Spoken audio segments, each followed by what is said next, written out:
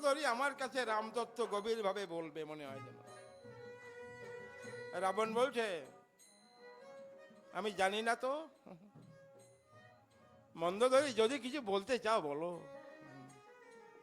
হনুমান কোন সোহাগা নিয়ে এসেছিল যার জন্য লঙ্কা দগ্ধীভূত হলো, আমাকে তুমি বুঝিয়ে দাও রানী। তবে আমি একটা কথা জানি, আমার দিন ফুরিয়ে গেছে, বিশ্ব জগৎ ছেড়ে আমাকে চলে যেতে হবে। সংসারময় ঘুরেছি, নিয়ে যাবার মতো সম্পদ পাইনি আমি, আমায় তুমি কিছু দিয়ে দাও। রানী মন্দোদরী ভাবছে, কি ঝড় কি তাহলে থেমে যাবে নাকি? প্রশান্ত মহাসাগর কি শান্ত হয়ে যাবে নাকি? যে স্বামী রামের কথা বললে রেগে যেত, আজ সে বলছে যদি কিছু জানো বলে দাও। বলছে, স্বামী কি বলছো তুমি? হ্যাঁ ঠিক বলেছি, আমায় কিছু দাও, আমি নিয়ে যাই। রানী বলছে, তাহলে শুনছো? গুরু কৃপা রূপ সোহাগা হনুমান সাধন করে পেল, এই লঙ্কা দগ্ধ করবার সময় তাকে বলিষ্ঠ করিল।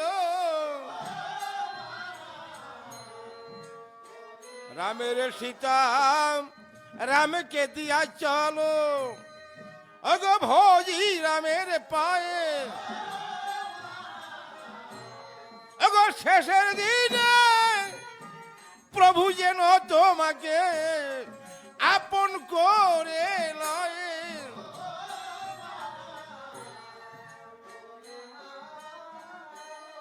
দশানন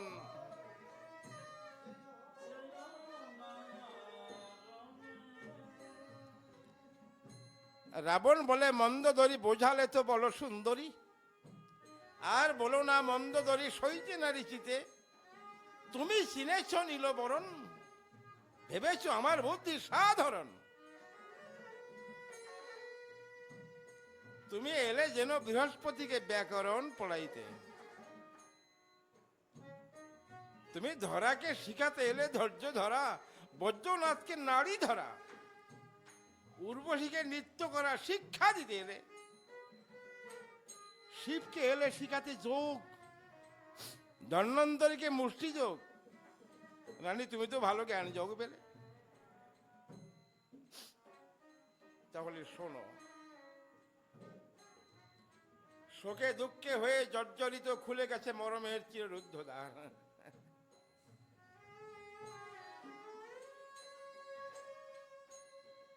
বড় দুঃখ হয়,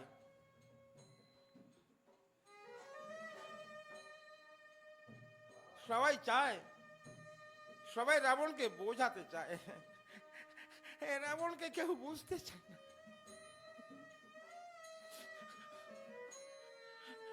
রাবণকে কেউ বুঝতে চায় না।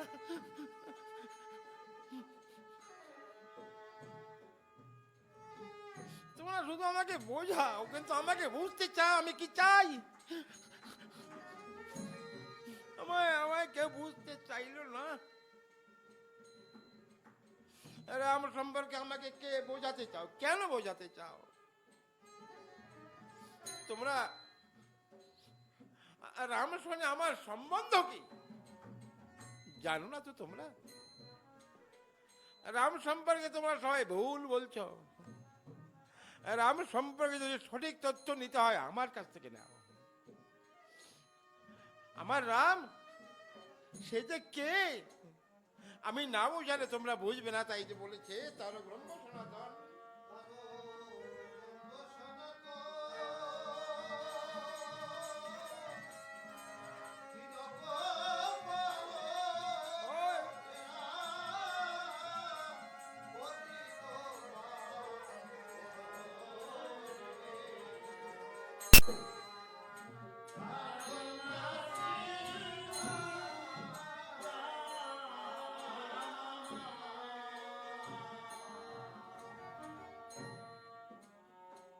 রাম যে ব্রহ্ম পড়াতে পারো আমাকে দিলে শিক্ষা।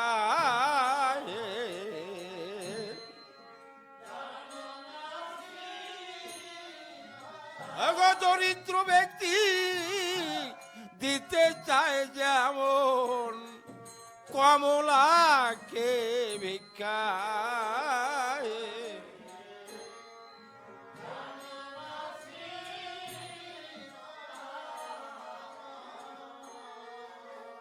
মন্দোদরি, আমি জনমভর যা বলেছি আজ অন্য কথা শোনো। আমি বলেছি শোকে দুঃখে হয়ে জর্জরিত খুলে গেছে মরমের চিররুদ্ধ দ্বার। রামকে জানো? রাম যে আমার পরম গুরু, পরম দেবতা।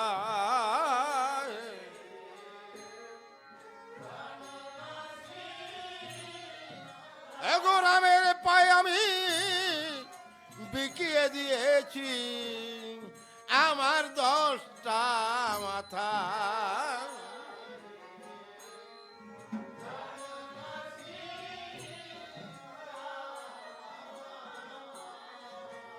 মন্দোদরি চিন্তা করছে আমার স্বামী পাগল হয়ে গেছে, তাই চিরশত্রু রামকে আজ গুরু বলে স্বীকার করছে। মন্দোদরি বলেছে, স্বামী তুমি না লঙ্কেশ্বর, সারা বিশ্বে না তোমার খ্যাতি ছড়ানো, তুমি কেন পাগল হলে? বলো তুমি কি হারিয়েছ? পুত্র শোকের জ্বালায় তুমি পাগল হলে কেন? এ তো বিজ্ঞের লক্ষণ নয়। আমার শ্রীমদ্ ভাগবত গীতায় শ্রীকৃষ্ণ বলেছেন অর্জুনকে,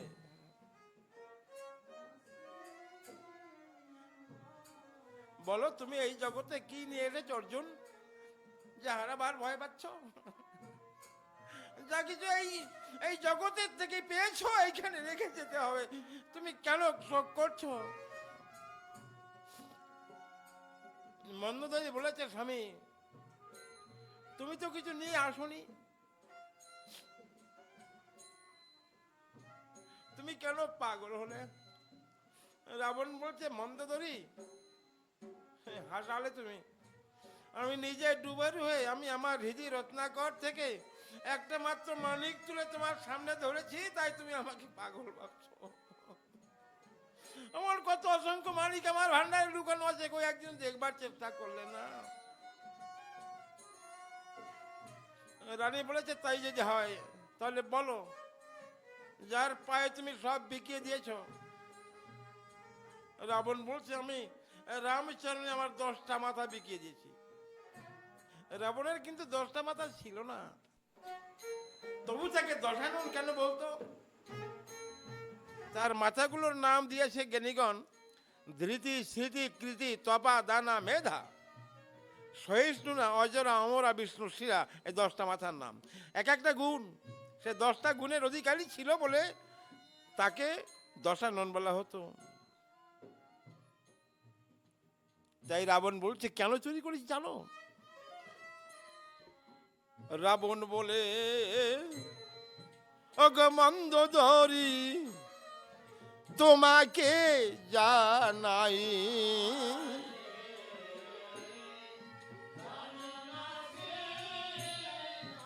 এগো দুষ্ট মনে আমার মাকে তো আমি এই লঙ্কাতে আনি নাই।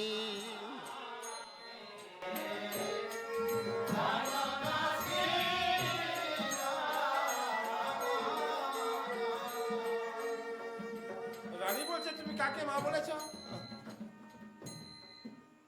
রাবণ বলছে, কেন মাকে মা বলেছি? বিশ্ব জননী সীতা, আমি তাকে মা বলতে পারবো না? মন্দোদরি তুমি জানো না আমি আমার মাকে কেন লঙ্কায় এনেছি? ভগীরথ যেমন এনেছিল গঙ্গা বংশ উদ্ধারিতে,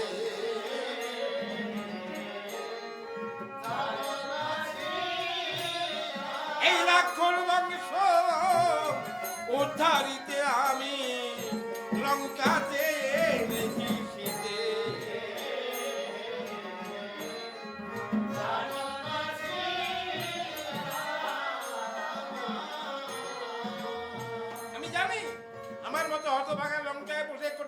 রাহুল যদি কান্না করে, আমার রাম আসবে না। আর আমার মা যদি কাঁদে, এই সংসারে একটা বস্তু অব্যর্থ জানো, সব ব্যর্থ হতে পারে, কিন্তু মায়ের চোখে জল কোনোদিন ব্যর্থ হয় না। কোনো মা যদি কোনো সন্তানের জন্য চোখে জল ফেলে, সেই জল কোনোদিন বৃথায় যায় না গো। মায়ের চোখের জল কোনোদিন বৃথায় যায় না।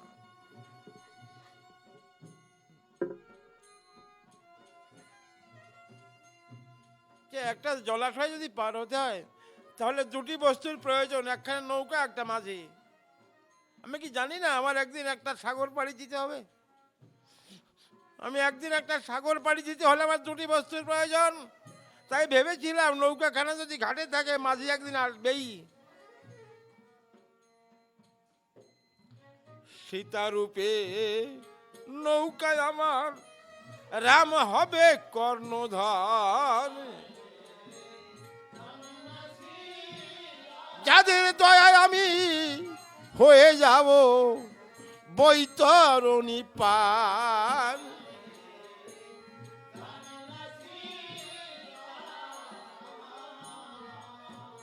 রানী মন্দোদরী নির্বাক হয়ে শুনছে, কি বলছে স্বামী আমার। আমি এতদিন কাকে কি ভেবেছি। রাবণ বলছে, দাঁড়াও, নীরবে শোনো। আমি তোমার নিকট আর একটা কথা বলছি। আমি কান্না করছি কেন? মানুষের বাড়িতে পুষ্পদান সাজায় কেন? ইষ্টদেবের আরাধনার জন্য। আমিও সাজিয়েছিলাম একটা ফুল বাগান তার ইচ্ছায়। জ্ঞানীগণ বলে থাকে, সবাই যার যার যেমন করে ফুলের বাগান সাজাতে চেষ্টা করে। রাবণ বলেছে, আমি একটা বাগান সাজিয়েছিলাম, আমার লঙ্কায় আমারই সন্তানগণ যেন আমার বাগানের ফোটা ফুল। আমার মেঘনাথ, আমার অতিকায়, আমার বীর ঈশ্বরের দেওয়া ফুল আমার বাগানে এসেছিল। রাবণ কি সুন্দর ব্যাখ্যা করছে। আমরা বিশ্ববিচার থেকে একটুখানি কৃপা পেয়ে পিতৃত্বের দাবি করি, ঠিক নয়। বিশ্বপিতার নিকট থেকে একটুখানি করুণা পেয়ে আমরা পিতৃত্বের দাবি করি, ঠিক নয়। রাবণ বলছে, তার পাঠানো ফুল আমার বাগানে এসে ফুটেছে। আমার রাম যখন এসেছে, আমি আমার এক একজনকে যুদ্ধ সাজে সাজিয়ে পাঠিয়ে দিয়েছি, আর বলেছে, ঠাকুর তোমার কাছে পাঠিয়ে দিলাম, ওকে যেন আমার কাছে আনে। এখন একটাই বাকি আছে। রাবণ বলে, আমি একজন শেষের খেয়ার যাত্রী। রাবণ বলে, আমি একজন শেষের খেয়ার যাত্রী। পার করে দিও পারের মালিক আমার, হয় না যেন রাত্রি।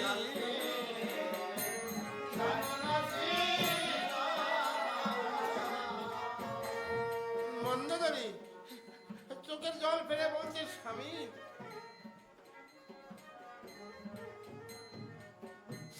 কি অপরাধ করেছিলাম তোমার ওই চরণে।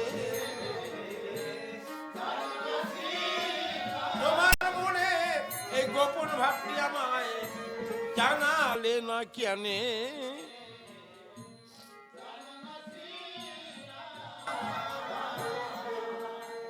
জনমভর আমি কাঞ্চনকে কাজ ভেবেছি, জনমভর আমি কাঞ্চনকে কাজ ভেবেছি। আমি তোমায় চিনতে পারিনি। আমি জানতাম তুমি জ্ঞানী, আমি জানতাম তুমি বীর।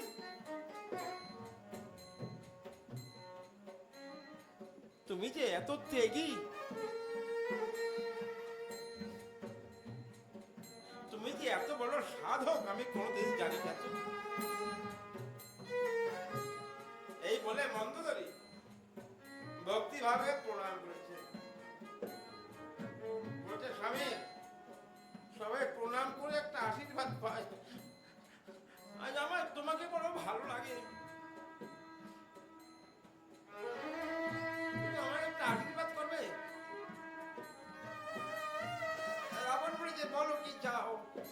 বিজয় বেলা, আর তুমি আমার কাছে আশীর্বাদ চাইছো। মন্দোদরি মনে মনে চিন্তা করছে, মুক্ত বিহঙ্গ আকাশে উড়ে যাবে।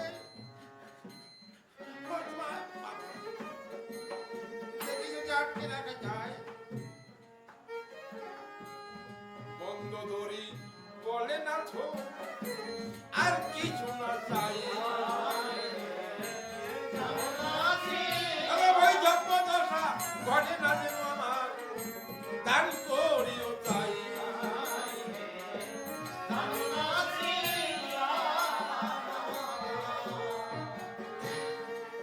শুধু রাবণের এই আশীর্বাদের জন্য রাবণ বধের পরে একটা ভুলকে মেনে নিয়েছিলেন। মন্দোদরিকে আশীর্বাদ করেছিলেন জন্মে থাকে। কেন? রাবণ বলে গেছে, রাবণ বলেছে মন্দোদরি আমি রণসাজে সেজেছি, আমাকে এখনই যেতে হবে। তা বিজয় বেলা আমি তোমার কাছে আজকে যুদ্ধের এই যুদ্ধে ফলাফল বলে যাচ্ছি। মনে রেখো, এই রাবণের শেষ যুদ্ধ। কেন বলছে রাবণ দেখলো দেহের মধ্যে একটা গতি হচ্ছে, একটা গতি চলছে। যদি উজান পানি ধরতে হয় তাহলে জোয়ার থেকে ধরতে হয়। সেই সুবাদে বলছে আমি বলে যাচ্ছি এই যুদ্ধে হয়তো রাম নিধন, নইলে হবে রাবণ পতন। জয় মা মহাকালী।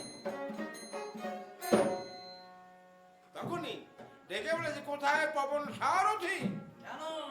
আমার রথখানা সেজে ভৈতের অপেক্ষা কর, আমি সেজে আসছি।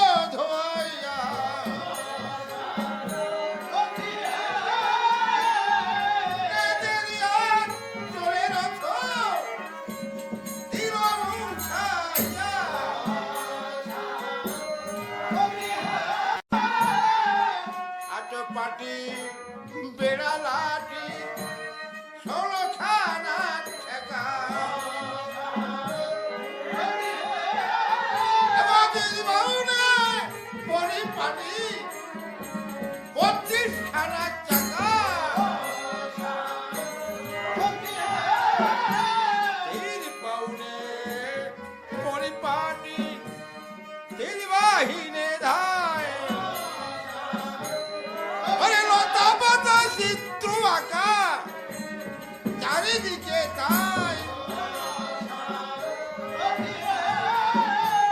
সোনারো মানুষের মুন্ড সিরিয়া করতে ধরে ধরে যেতে রেখেছে রথের চারিদিকে সোনারো মানুষের মুন্ড সবে সারি সারি রথের তেজে আলো করেছ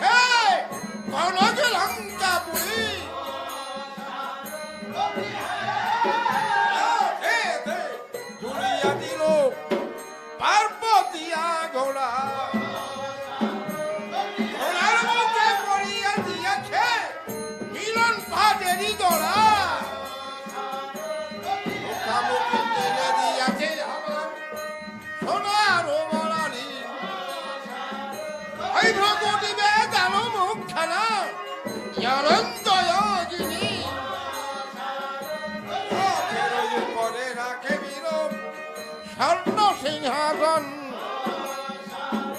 যাতে জড়িয়ে যুদ্ধ করবে ওই রাজা দশানন তবে তো করেছে বীর অঙ্গেরই সাজন স্থানে স্থানে পড়েছে যত রাজ আভরণ হাতেতে পলাইয়া পড়েছে আগুনে অঙ্গরি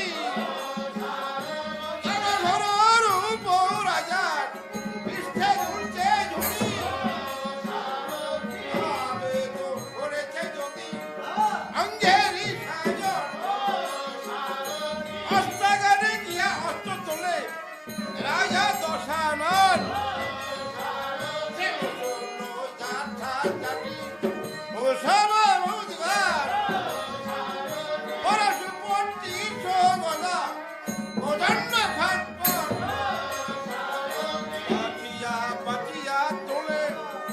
সরু সরু বান দুর্গা বলিয়া যাত্রা করেছে রাজা দশানন এই কালেতে রাবণ রাজা আবার যাত্রা করি যায়